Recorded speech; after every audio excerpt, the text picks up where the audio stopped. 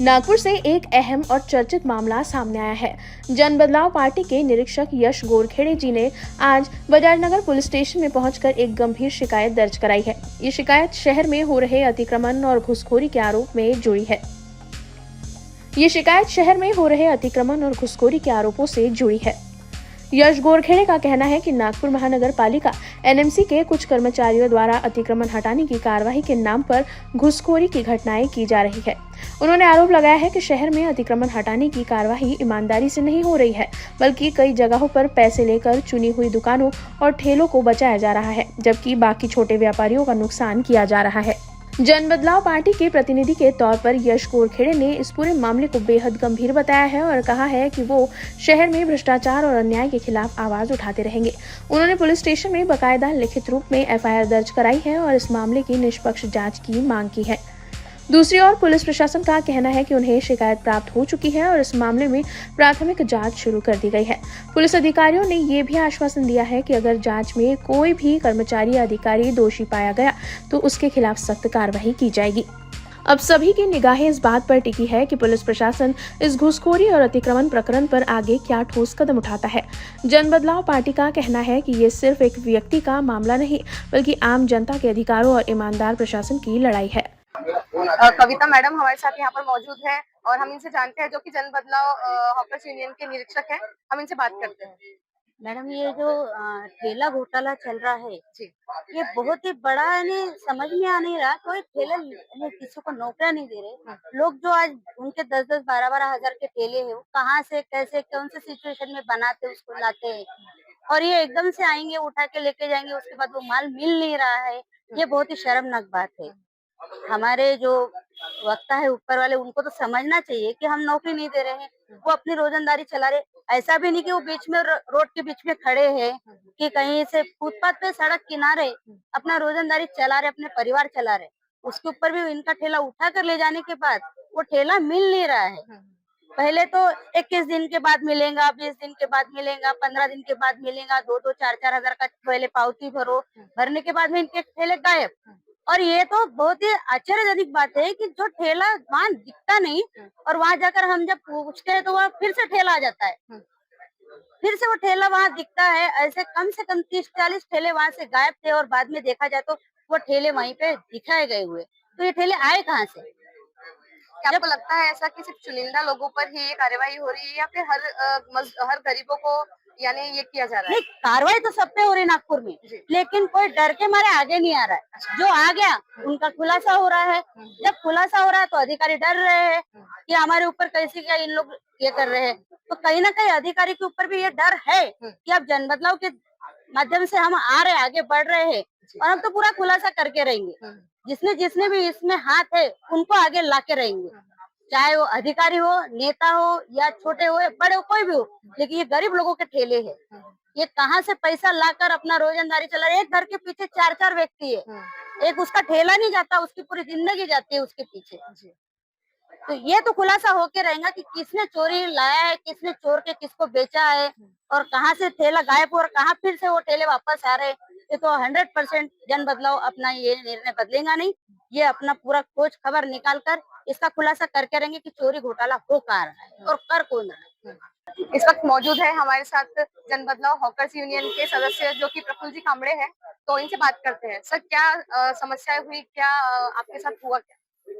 मैं IT park में ठेला चलाता हूँ, हाट ठेला चलाता हूँ। हाट ठेला चलाने के बाद अतिक्रमण जो था, उन्होंने कार्रवाई की हमारे ऊपर। कार्रवाई करने के बाद हम मेरा ठेला जो अतिक्रमण विभाग ने लेके चले गए। तो उसके बाद जो है, जो अतिक्रमण विभाग के जो है, तो ठेला जब उठा रहे थे तब हमें साफ साफ कहा जाता है कि आप 1-1.5 महीने के बाद आना कि आपका ठेला आपको परत मिलेगा।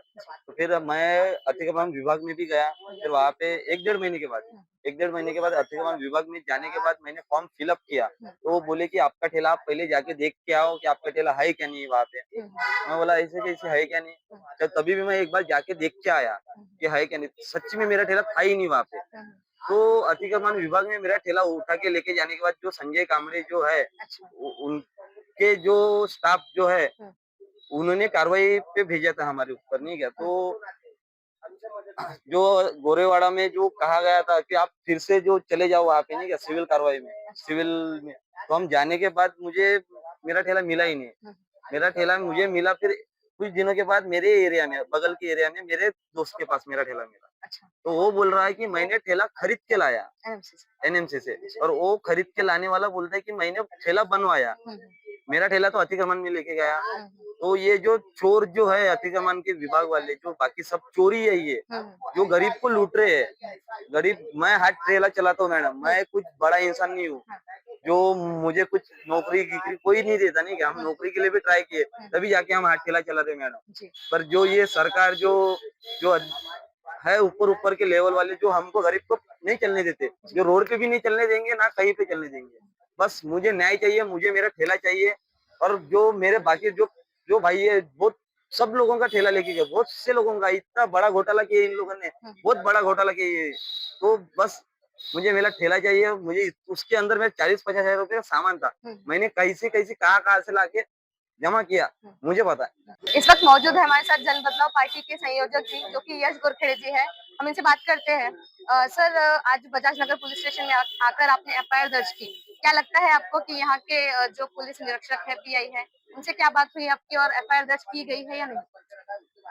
देखिए, कम से कम 3 पुलिस स्टेशन में हम लोगों ने कंप्लेंट की थी इसके पहले, बजाज नगर में, गिट्टी खदान में, बरडी में, कि मनपा के जो अधिकारी है, हरीश राउत, संजय कामड़े और अन्य जो लोग हैं, वो इलीगल कार्रवाई कर रहे हैं। और महाराष्ट्र म्युनिसिपल कॉर्पोरेशन एक्ट का सेक्शन 79, जिसके अंदर दिया गया है कि भैया आप सबसे पहले पंचनामा दो, सीजर मेमो उसको कहते हैं, और उसके बाद आप कार्रवाई करो। एक ऑर्डर आप पहले लेके आओ, और ये जो सामान चोरी जा रहा है उसके ऊपर आप जल्द से जल्द कार्रवाई करो। तो कोई एक्शन इसके ऊपर लिया नहीं गया था, लेकिन अभी हमको पता चला है कि एक बंदे का जो ठेला है वो मनपा के अधिकारी जब्त करते हैं, विदाउट डॉक्यूमेंटेशन इसको बाहर बेच दे रहे हैं, और वो ठेला मिल जाता है। तो ये जो षड्यंत्र चल रहा है, इसमें क्लियरली हम लोगों ने जो ठेला घोटाला निकाला था, आई थिंक आप भी वहाँ पे आपने विजिट किया था, वहां पे आपने देखा होगा कि हजारों जो ठेले हैं वो काट के बेचे जा रहे हैं। मनपा 1 रुपए का रोजगार दे नहीं सकती है, लेकिन रोजगार छीन रही है। 5 लाख लोगों से ज्यादा जो लोग हैं वो बेरोजगार हो जाएंगे, यही हमारी क्लियर कट वार्निंग थी। लेकिन आज हमको पता चला कि किसी नेता के बोलने पे ये कार्रवाई होती है। इनके इनकी जो जमीन है जहाँ पे आज मॉल बन रहे हैं, ये जो मॉल है, ये मॉल नेताओं के जो फाइनेंसर है, इनके बोलने के ऊपर बन रहे हैं। और जिन जिन को लाइसेंस मिलना चाहिए था, इनको लाइसेंस न मिलते हुए मनपा के अधिकारी इनके ऊपर कार्रवाई कर रहे हैं। तो ये जो पूरा का पूरा षड्यंत्र है, इसमें से कड़ी जो है वो हमको बजाज नगर थाने के अंदर मिली है, जहाँ पे पीआई साहब ने कहा है कि अभी आज का जो एफआईआर करेंगे।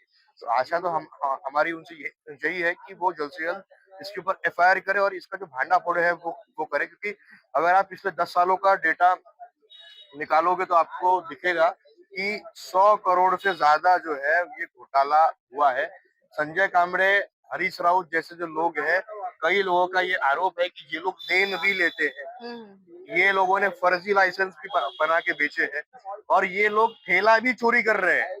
तो अब ये लोग जहां जहां पे दिखेंगे, वहां वहां पे हम लोग जो लोग हैं वो यही करने वाले हैं, गली गली में शोर है, महानगर पालिका चोर है। तो ये तो हम लोग कहने वाले हैं हर जगह पे।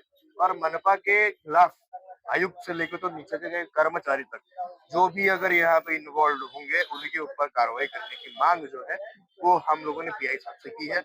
आने वाले समय के अंदर इसमें जो जो नेता इन्वॉल्व है, जो जो फाइनेंसर इसके अंदर इन्वॉल्व है, उसका भी जो नाम है और उसका जो कांड है, ये हम लोग बाहर निकालेंगे, अभी भी अगर महानगर पालिका नहीं माने तो। सर, आपको लगता है कि पुलिस आयुक्त की तरफ से या फिर पुलिस प्रशासन की तरफ से आपको कुछ मदद मिलेगी, या फिर ऐसे ही आश्वासन देकर ठंडा कर दिया जाएगा इस मामले में? अगर पुलिस प्रशासन ने कार्रवाई नहीं की तो हमारे पास कोर्ट का रास्ता है। कोर्ट में जाएंगे, कोर्ट से एफआईआर करवाएंगे, और फिर वो डीसीपी हो, कमिश्नर हो या पीआई हो, ये सारे लोगों को भी हम लोग घेरेंगे। लेकिन उसकी नौबत हमको नहीं लगता पड़ेगी, क्योंकि पुलिस वालों को पता है कि हम लोग जो काम करते हैं, जन बदलाव जो काम करता है वो फैक्ट्स के ऊपर करता है, डॉक्यूमेंट्स के साथ करता है। और ये जो लड़ाई है ये मार्च से चल रही है, मार्च 2024 से, तो लगभग अभी 10 महीने हो चुके हैं। और हमारा क्लियरली यही कहना है कि अभी भी अगर ये लोग नहीं जागे तो इनका घेराव भी हम लोग करेंगे, इनका विरोध भी हम लोग करेंगे और आने वाले समय में जब इलेक्शन होने वाले हैं तो उसमें रोजगार ये बहुत बड़ा मुद्दा है। नागपुर से न्यूज फर्स्ट के लिए सोनाली समुद्री की रिपोर्ट। हमारा हर शब्द समाज की आवाज, हमारी हर पहल निष्पक्षता का कदम, आपकी हर समस्या में आपसे पहले दिखेंगे हम हैं न्यूज फर्स्ट। ईश्वर का सच, हमारा साहस और आपका विश्वास। सच, साहस और विश्वास। अगर आप ये वीडियो YouTube पर देख रहे हैं तो हमारे चैनल को सब्सक्राइब कर बेल आइकन दबाएं।